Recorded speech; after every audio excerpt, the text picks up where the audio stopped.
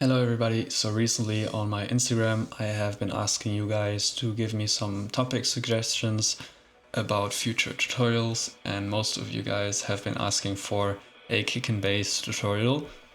So here it is. I am going to give you all the guidelines. So at the end of the video you will know exactly what to look out for if you want to make your own bass lines, your own kicks. I think that what I'm about to show you are the only valid so-called rules out there, at least for this genre, to keep the punch in the kick and bass. I have been struggling with it for a long time. I've been making music or psytrance or high-tech music for 5 years now, and I have been looking all over YouTube, and I've seen people say a lot of things, a lot of different things. You know, you're doing this wrong, you're doing that wrong, and I've also been taking advice from a lot of experienced producers from the scene, so people who have been in the game for like 10, 15, 20 years. And I've also been to audio and engineering school, so I would say I now have acquired a lot of different practical, technical knowledge to be able to know exactly what to look out for, so that I know for sure that my kick and bass is gonna work. And so the first advice I want to give you, and it's the most obvious one, is that the bass should not be louder than the kick. So here I have just the basic kick and bass.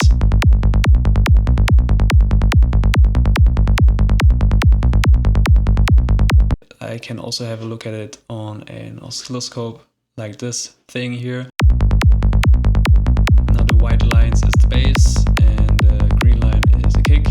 Mute this really quick and freeze it. So here we can see the highest point of the kick is louder than the highest point of the bass, which is here.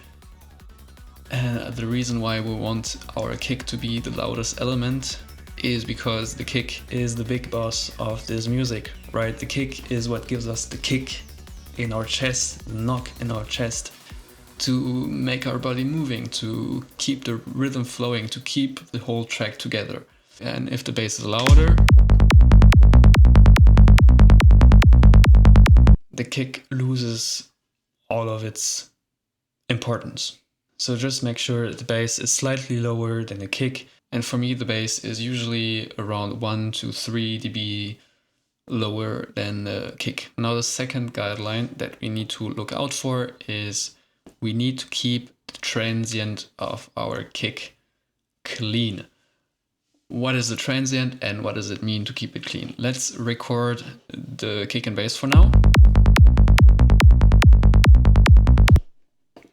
Okay, so now we can see in the recording the transient of the kick. So this is the kick here, and the transient is just the very first point where the waveform starts to move.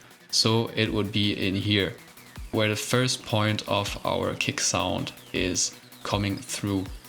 And we need this first point to have at 0, which means it doesn't go up or it doesn't go down, it starts from the very middle line here. And this is just to make sure that the kick punches through the whole track and keeps its clean and crisp punch. I'm going to show you what you don't want to have.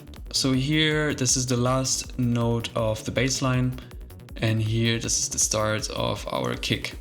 So what we don't want to have is that this bass note here keeps playing even when the kick is starting to hit. So what we can see here is that the kick is doing this weird movement here. And this is because the last note of the bass is still playing even when the kick is hitting. And this is what we don't want to have. There are a couple of ways to avoid this. First, you can try to shorten the MIDI notes of the bass just a little bit. If you are using something like Serum, what you can do as well is to lower the release time of your bass note in the envelope here, and to also lower the decay time a little bit. If you're using something like a saturator on the bass, something like Saturn here, is to look at what you are doing in the low end of your saturation. So here, for example, I've given it a 1 dB gain, and I'm just going to put it at 0, because if you push the low end a little bit, the waveform of the bass gets elongated, because the bass frequencies are longer than the higher frequencies, and if you amplify the bass frequencies, the waveform is just going to be elongated, but we want to make it shorter. So I'm putting it back at 0 again. So now the transient of our kick is clean again, and the bass note ends right at 0, and it ends before the kick starts playing. This might seem like a very little detail, but every little detail on a big festival sound system is going to get amplified. Every little detail here matters, so we don't want to lose punch in our kick just by ignoring this little detail.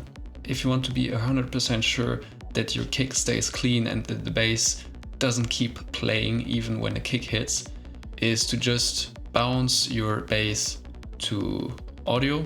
So now I have the bass in audio, so what you can do now is to go in here, and we can see that the bass is still playing just a little bit. So I'm just going to cut this away like this and include a little fade. And now you can do the same thing with the rest of the bass line. But just make sure that you do this step as soon as you have everything else in a track sorted out. This should be one of the absolute last steps that you take when you create your track. You should do it after you have all the arrangement in place of your bass line, after you have done all the processing, the mixing, everything. This should come as the last step in your bass line.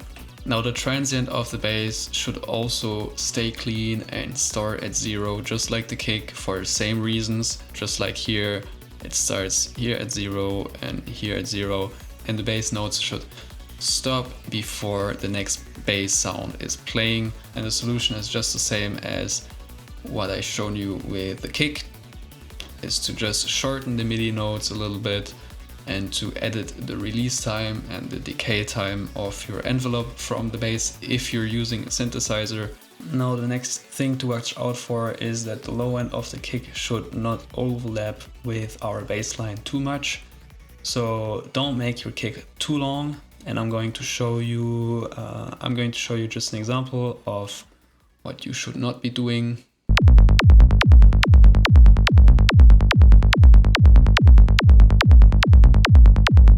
So this is an extreme example. So we have in green the kick and in white the bass.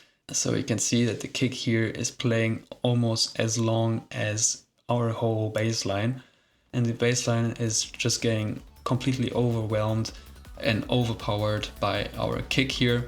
And we don't want that to happen, because we want our bass to still have some punch and some importance in our track, and the kick is just overpowering everything. So just make sure to keep your kick short, but not too short, because otherwise the low end of the kick is not going to be present. So I like the kick to still be playing a little bit during the first note of our bass line. And for me, I put it at maximum half a beat. So I make sure that the kick ends before the second note of our rolling bass line. And if you're using something like kick 2, you can easily tweak the length of the kick by the length parameter here, but you can also tweak it by changing the pitch a little bit and see how it looks like on your oscilloscope. If you're not using something like kick 2 and you're using samples, then I just suggest you to find samples that fit exactly what you want. Because if you start tweaking samples, you will lose a bit of the quality and you won't have as much control as you want. So make sure you find very good samples and samples that fit exactly what you need. Now the next guideline to look out for is to make sure the phase of the waveform of the kick is in identical polarity as the one from the bass. So what do I mean with polarity? Here we can see that the bass line is going up, so positive polarity, and here it goes down, so negative polarity. Let's go into the sample here and reverse the polarity of our kick. Now the polarity is reversed, and we don't want to have this right here where the polarity of the kick goes down, but at the same time the polarity of the bass goes up. And we do not want to have that because the sound waves are going to cancel each other out, which means one is going up, one is going down. So +1 - 1 equals 0, which means you are going to lose some of the punch of the sound. So to make sure you really keep the punch intact is to look out for that kind of thing. So the solution, just as I did before, is to just reverse the polarity with a plugin that allows you to do that. And now we have polarity going down at the same time with the bass and going up at the same time of the bass. And now the last guideline that you should look out for is to keep the low end clean. So for example, I want to use a saturator on my bass, like Saturn 2. Let's bypass it and put it on again. It's nice to have a little additional punch and strength in the bass by using a saturator. But if you're using a saturator, make sure to not touch the low end of your bass or the low end of your kick.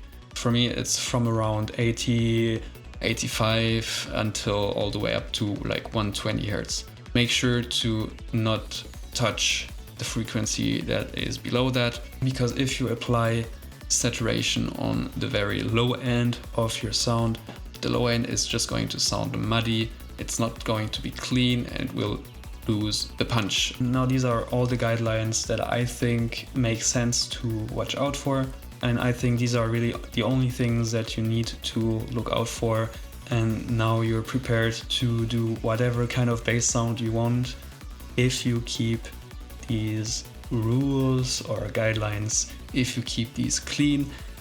Because if you keep all of these little details clean, as I said earlier, all these details are going to add up to a very clean, crisp and powerful low end, and this is what we want. We want the punch, we want the powerful bass, we want the powerful kick. Now that's all for today. Maybe another time I'm going to show you how to customize your bass line, how to make it sound more like you want to have it.